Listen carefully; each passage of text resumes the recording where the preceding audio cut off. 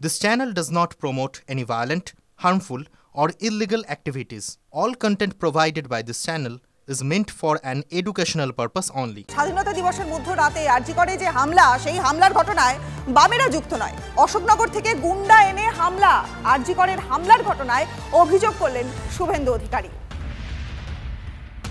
অতীন ঘোষের লোকরা ওখানে করলো, প্রত্যেকটা লোক ছবির সঙ্গে মিলামেন। এরা দু একজন সিপিএমের যুব সংগঠনের ছেলেকে ধরেছে বটে, কিন্তু আমি বলছি ওই ছেলেগুলো যুক্ত নয়। মমতা ব্যানার্জির নির্দেশে এটাতে বিজেপি বা সিপিএমের ছেলেরা করেছে, দেখানোর জন্য করা হয়েছে। কিন্তু আমি আপনাকে 100টা ছবি, নাম, ঠিকানা দিয়ে দিতে পারি। আপনি ভাবতে পারেন অশোকনগর থেকে গুন্ডা এনেছে, নারায়ণ গোস্বামীর সঙ্গে ছবি আছে। অতীন ঘোষের মিছিলে লিড করছে জুনিয়াল বলে একটি ছেলে, তৃণমূলের যুব সংগঠন করে। আর বর্বরতা কি নির্বোধ, যেন মৃত্যু হলেই মুছে যায় প্রতিজ্ঞা, প্রাণ। আক্রমণ কোনো নতুন শব্দ নয়, হিংসা কোনো নতুন শব্দ নয়। নতুন শব্দ আরজিকরের কন্যা। আরজিকরের কন্যা মানে জাগা, জেগে থাকা, জাগানো।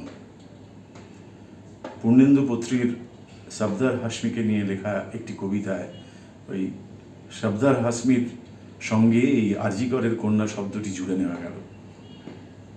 আরজিকরের কন্যাকে উৎসর্গ করা হলো।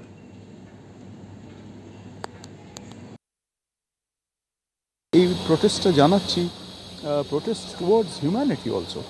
শুধু যে সিস্টেম বা না, মানে এরকম মানুষকেও একটা জাগতে হবে কোথাও, যে ভাই একটা কোথাও তো একটা লিমিট আছে, সেই লিমিটটা কী করে পার করলে হবে।